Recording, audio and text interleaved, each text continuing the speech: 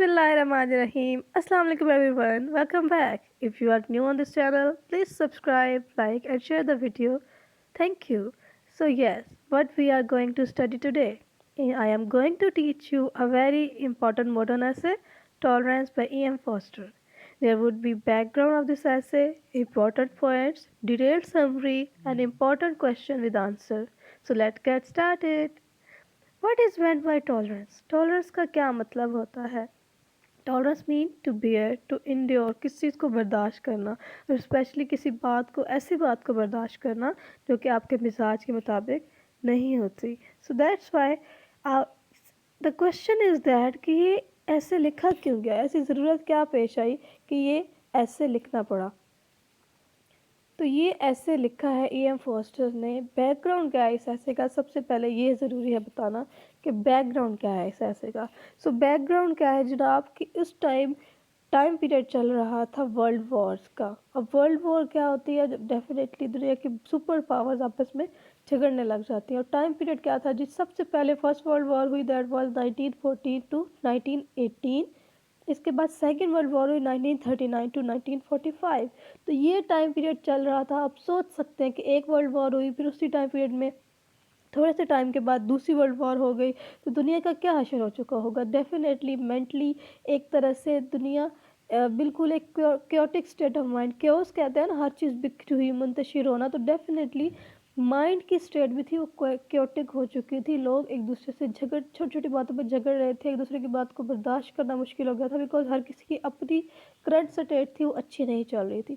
That's why E.M. Poster ने ये ऐसे लिखा कि इसके थ्रू एक तरह से दी जा सके, एक तालीम दी जा सके कि लोगों को दूसरों की बात बर्दाश्त करना चाहिए. इसमें हमें बहुत सी बातों का पता चलेगा, बहुत सी चीज़ों को सामने रखेंगे इंशाल्लाह, जिसमें हम डिटेल्ड समरी को भी देखेंगे और फिर उसके बाद इंशाल्लाह हम क्वेश्चन की तरफ आएंगे जो आपके पेपर पॉइंट ऑफ व्यू से एडीपी के लिए, बीए जो कि पहले बीए था अब उसका नेम चेंज हो चुका है एडीपी, और उसको एनुअल सिस्टम बना दिया. वो ख़त्म नहीं हुआ. ये बच्चे बहुत से कंफ्यूज रहते हैं इस चीज़ से, तो इस चीज़ से कंफ्यूज ना हो. ठीक है, मेहनत कभी भी ज़ाया नहीं होती.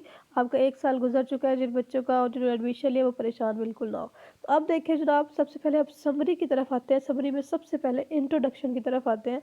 इंट्रोडक्शन में क्या है जी, बल्कि इंट्रोडक्शन से पहले मैं कुछ आपको पॉइंट्स बताना चाहूँगी, इम्पोर्टेंट पॉइंट्स ऐसे के बारे में. वो क्या है जी, इम्पोर्टेंट पॉइंट सबसे पहले ये है कि जो हमारे राइटर हैं E.M. फोस्टर, उन्होंने ये कहने की कोशिश की है कि हमें ज़्यादातर ये लगता है कि लव सब कुछ होता है, इंसान प्यार के थ्रू सब कुछ कवर कर सकता है, सब कुछ जीत सकता है. आपने एक लाइन सुनी होगी, लव कंकर ऑल. ठीक है, कि लव की तरफ वजह से हम सब कुछ जीत सकते हैं.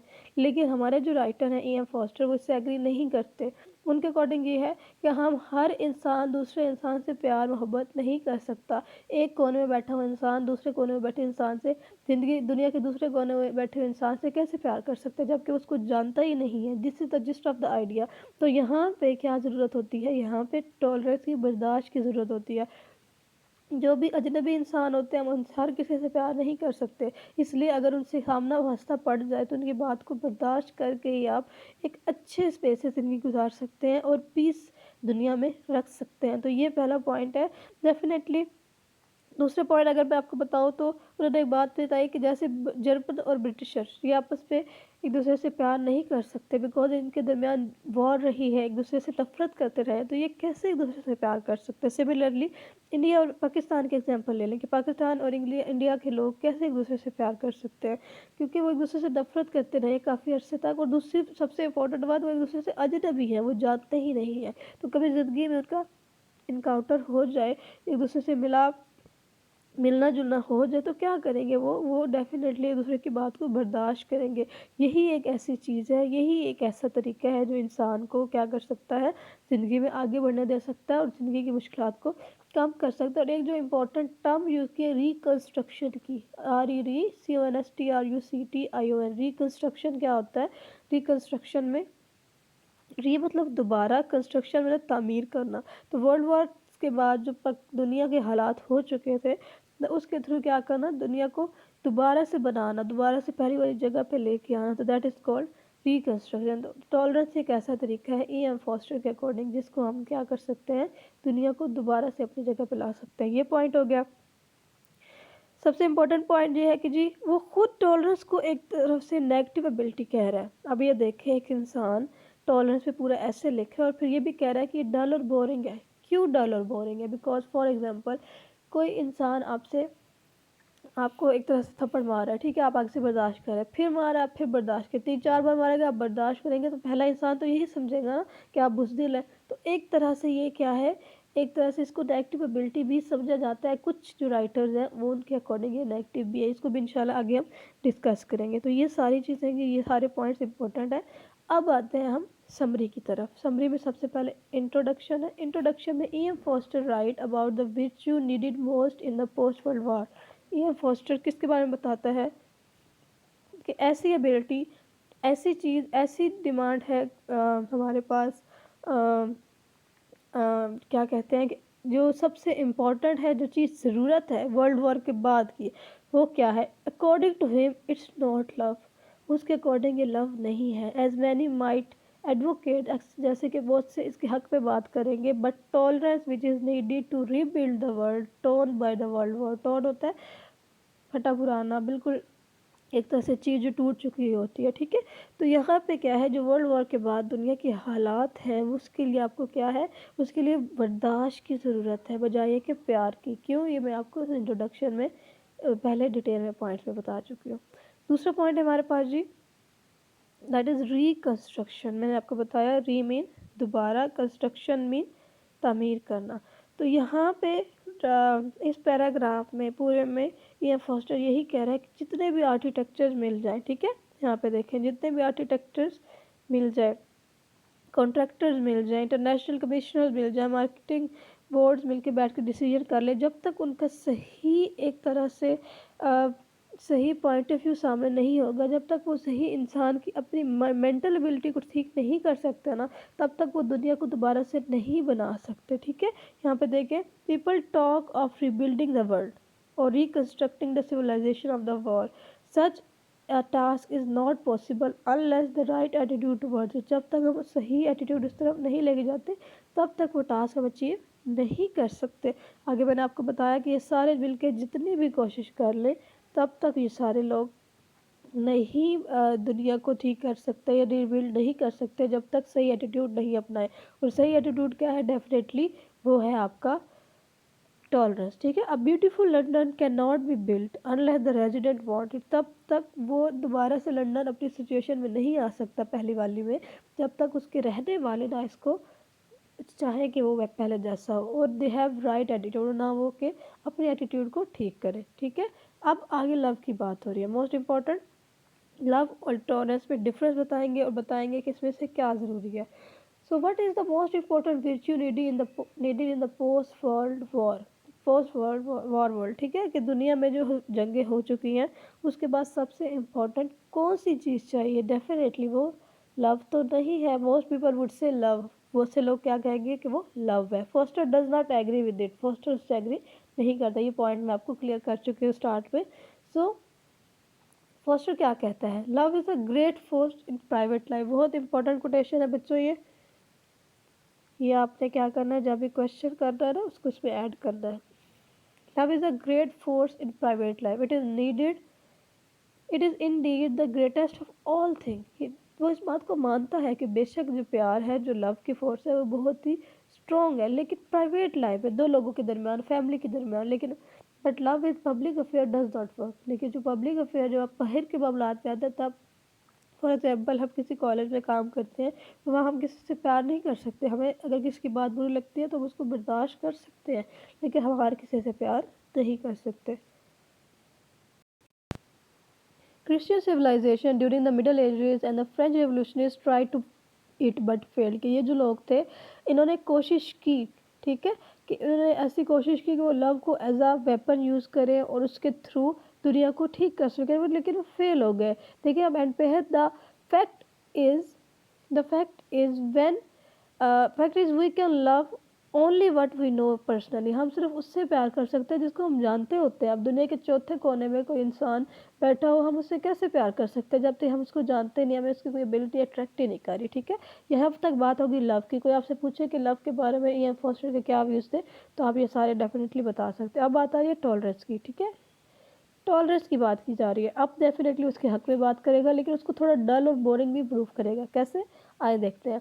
फॉस्टर से टॉलरेंस इज़ वेरी डल विर्च्यू, उसके अकॉर्डिंग बहुत बोरिंग सी डल विर्च्यू है। Unlike love it has always had a bad press, it's negative. क्योंकि ये नेगेटिव क्यों है, मैंने आपको वही थप्पड़ वाली एग्जांपल दी है थोड़ी देर पहले कि कोई आपको मारता जाएगा तो आप कब तक बर्दाश्त करेंगे। तो एक तरह से वो नेगेटिव ही, अगला इंसान आपको बुज़दिल समझेगा। तो it merely mean putting up with people, being able to stand thing, but tolerance is the virtue we need today. लेकिन ये ऐसी चीज़ है जो आज के दौर में हमें चाहिए, हमें ज़रूरत है। That is the right attitude needed to rebuild the post world war. तो बेहतर है कि जब हम माशरे को दोबारा से तामीर करें तो उसके लिए हमें एक चीज़ की ज़रूरत है, that is tolerance. As races, जैसे नस्लें एंड पीपल, लोगों ने, there are so many things we do not like each other. ऐसे है ना कि हम एक सोसाइटी में, एक कम्युनिटी में, एक कॉलेज में, एक स्कूल में, कहीं भी हम बैठे हैं, हमें वहाँ की बहुत सी चीज़ें नहीं पसंद होगी, लेकिन हमें वो क्या करना होता है, बर्दाश्त करना होता है। बच्चों को बहुत से रूल्स नहीं अच्छे लगते, ठीक है, तो we have to tolerate it, हमें से क्या करना होता है, बर्दाश्त करना होता है। अब डेफिनेटली हमें नेक्स्ट 2 सोल्यूशन बता रहा है। कौन बता रहा है सॉरी, हमें बता रहा है ये फर्स्ट 2 सोल्यूशन बता रहा है कि कौन कौन से सोल्यूशन हो सकते हैं। नंबर 1 क्या है जी, बहुत ही इंटरेस्टिंग सोल्यूशन है, दैट इज़ नाजी सोल्यूशन। कौन सा सोल्यूशन है, नाजी सोल्यूशन। नाजी सोल्यूशन क्या होता है, बहुत ही डेंजरस सा सोल्यूशन है। If you do not like people, अगर तुम्हें लोग अच्छे नहीं लग रहे, kill them, banish them, segregate them. Kill them, उन्हें मार दो, उन्हें बैनिश देम, उन्हें कंट्री से निकाल दो, सेग्रीगेट देम, उन्हें सेपरेट कर दो, अलग अलग कर दो। अब देख रहे हो कि बहुत ही नाजी सोल्यूशन ऐसा है कि जो कि बहुत ही डेंजरस है। The other way is much less thrilling, दूसरा जो है वो काफ़ी कम खतरनाक है। आई प्रेफर इट, उसको प्रेफर कर रहा है, कौन कर रहा है, हमारा राइटर कर रहा है। That if you do not like people, put up with them as well as you can, don't try to love them, you can't. उनसे प्यार मत करो, कोई अच्छा नहीं लग रहा, आप कर ही नहीं सकते। यू विल ओनली स्ट्रेन योर सेल्फ, but try to tolerate them, कोशिश करें कि उन्हें क्या करें, बर्दाश्त करें। ये 2 सोल्यूशन आपके पास। नेक्स्ट समरी में लास्ट आपका पेज है। नीड ऑफ टॉलरेंस के बारे में बात की जा रही है और ग्रेट पर्सन्स की बात की जा रही है, दुनिया में कौन कौन से ग्रेट पर्सन है डिफरेंट सोसाइटी से, और फिर कंक्लूजन है। तो नीड ऑफ टॉलरेंस में क्या है जी, हमें ज़रूरत है, ठीक है। He stresses the importance of tolerance again and again, बार बार कोशिश करता है, बार बार कह रहा है कि टॉलरेंस को अहमियत दो, टॉलरेंस की अहमियत दो। He says tolerance is wanted in the Q, it is wanted at the telephone, ठीक है। क्यू देखो, जब कोई इंसान किसी कतार में खड़ा होता है, आपने बिल जमा करवाना होता है, तो टॉलरेंस चाहिए होता है, सब्र बर्दाश्त चाहिए होता है कि टाइम गुजरे। इस तरह telephone, at the telephone it is wanted in the street, telephone के लिए भी अक्सर जो टेलीफोन बूथ होते हैं बाहर की कंट्री में होते हैं जहाँ पे लोग पब्लिक कॉल्स करते हैं, उसकी बात हो रही है। स्ट्रीट में, ऑफिस में, फैक्ट्री में, क्लासेस में, हर जगह पे आपको ये चाहिए है। अब क्या किसकी बात हो रही है, ग्रेट पर्सन की। तो कुछ यहाँ पे ग्रेट पर्सन के नेम है, इसमें से कुछ 1-2 आपने क्वेश्चन में अपने में मेंशन कर लेना है। सबसे पहले the emperor Ashoka from India, Ashoka आपने नेम सुना होगा, इसका एक सीरियल भी चलता था, ठीक है। तो एक बड़ा ही मजहबी सा स्कॉलर था उनका। नेक्स्ट है जी आपका Erasmus from Holland, Montaigne from France, John Locke from England. ये सारे बच्चे जो है ना, ये आपके ग्रेट पर्सन्स के नेम है, इसमें 1-2 आपने मेंशन करने। कंक्लूजन में क्या है जी, he conclude his essay by saying tolerance is not the same as weakness, tolerance कमजोरी नहीं है। Putting up with this people does not mean giving in to them, लोगों के साथ समझौता करने का मतलब ये बिल्कुल नहीं है कि आप उनसे हार मान रहे हैं। गिव इन मतलब होता है हार मानना। Except the lord build the house, the labour in vain who built it. देखें, कहने का मतलब ये क्या है, except the lord build the house, सिवाय ये कि जो लॉर्ड घर को तमीर करता है, the labour in vain who build it, तो जो लेबर उसको बिल्ड करते हैं वो एक तरह से वेन में ज़ाया तो नहीं होता ना। Perhaps when the house is completely, जबकि घर पूरा कंप्लीट हो जाता है, love with enter in the greatest force. Love क्या है जी, वो बड़ी ही शिद्दत के साथ इन आवर प्राइवेट लाइफ में दाखिल हो सकता है। आल्सो रूल इन पब्लिक, इसका मतलब मैं आपको बताती हूँ कि जब एक दफ़ा, ये बहुत इंपॉर्टेंट कोटेशन है, कि जब एक दफ़ा हम किसी की बात बर्दाश्त करना शुरू कर देते हैं, ठीक है, बेशक हमें उससे प्यार नहीं भी होता पर हम उसकी बर्दाश्त बात करना शुरू कर देते हैं, लेकिन जैसे ही हम कुछ अर्से तक उसकी बात बर्दाश्त कर देते हैं तो उस अगले इंसान के दिल में हमारे लिए प्यार ज़रूर जागता है, ठीक है।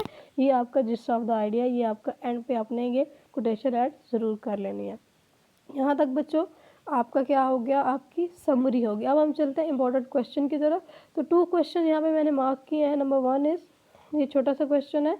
Number 1 is what was the reconstruction, why was the reconstruction needed, हमें क्यों ज़रूरत थी रिकंस्ट्रक्शन की। छोटा सा क्वेश्चन है, एक ना आपको सिर्फ आइडिया देने के लिए मैंने यहाँ पे पुट किया है। ये बहुत इंपॉर्टेंट क्वेश्चन है पेपर पॉइंट ऑफ व्यू से। That is discuss the importance of the tolerance, tolerance की अहमियत को बयान करें। सबसे पहले हम इसको देख लेते हैं। हाँ जी, तो फर्स्ट क्वेश्चन डिस्कस करते हैं।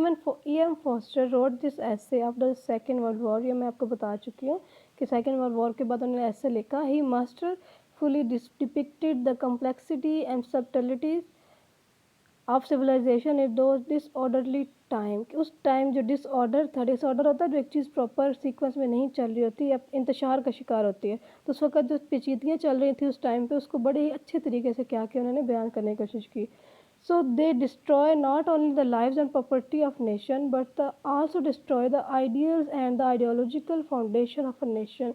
जो कि ideological foundations होती हैं, बुनियादी होती हैं किसी एक नेशन की, उसको भी उन्होंने डिस्ट्रॉय कर दिया। किसने? वॉर्स ने।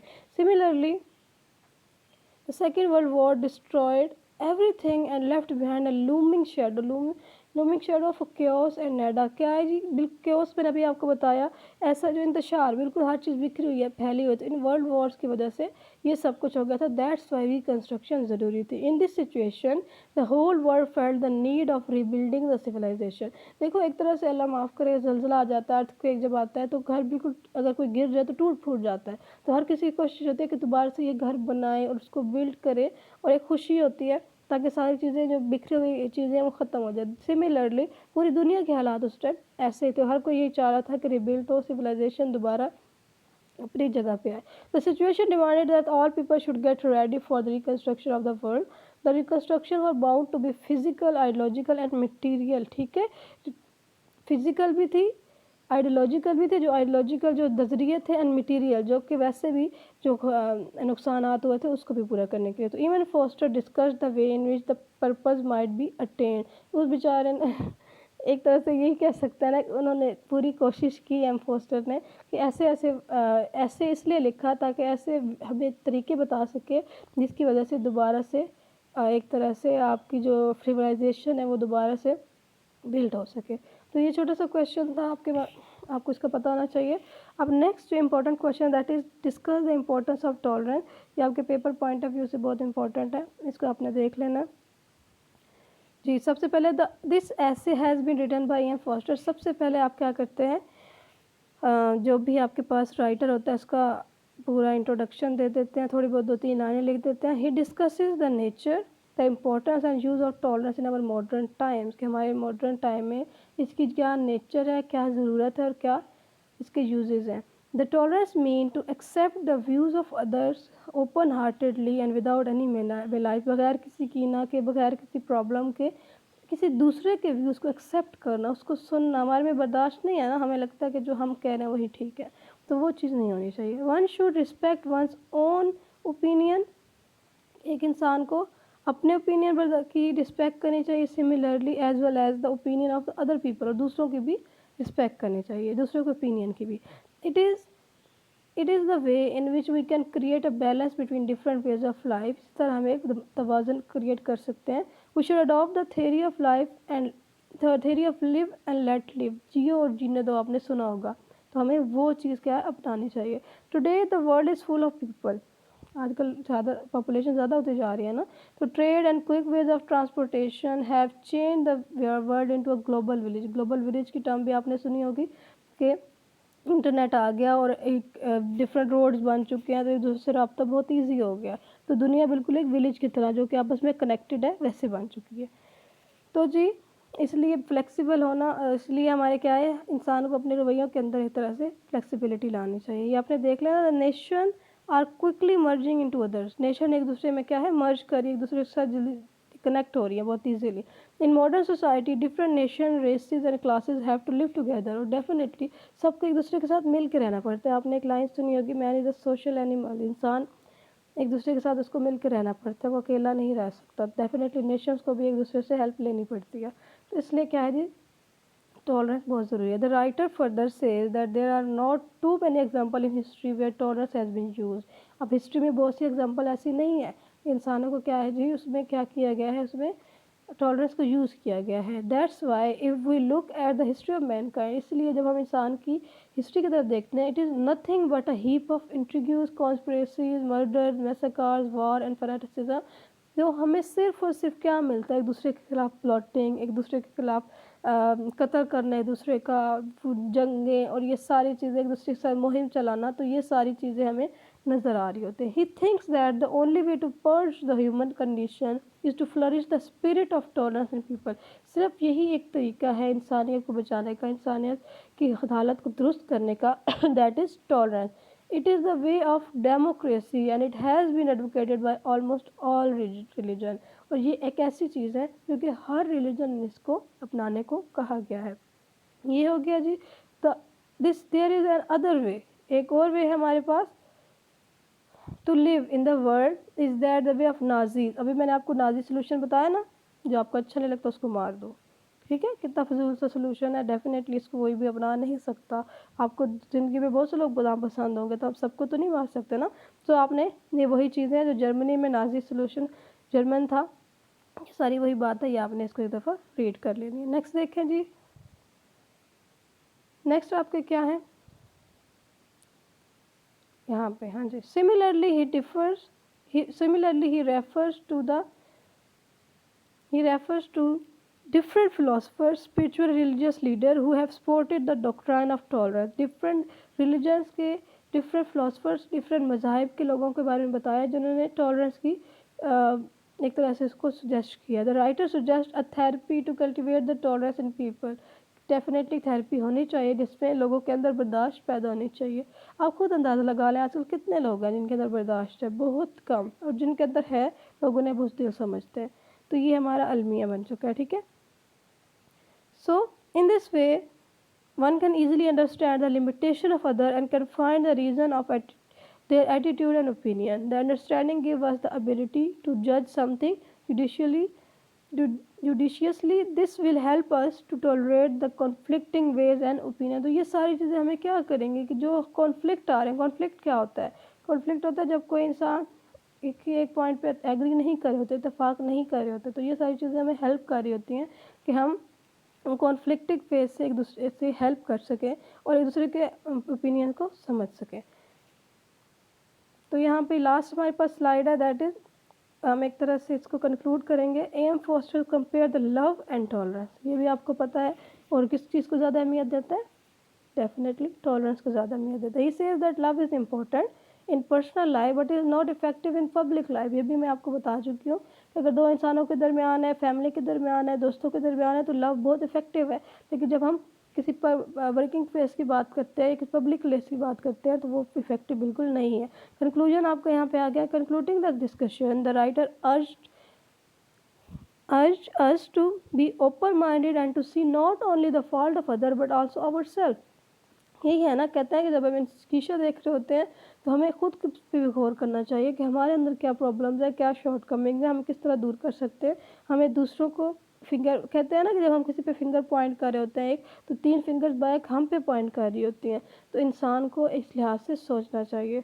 तो as a human being, as a Muslim भी, मैं आप लोग को यही कहूँगी, be a good Muslim, be a good human being, ताकि आप लोगों को इस दुनिया में भी बेहतरी मिलेगी और इंशाल्लाह अगले में भी हम सबको.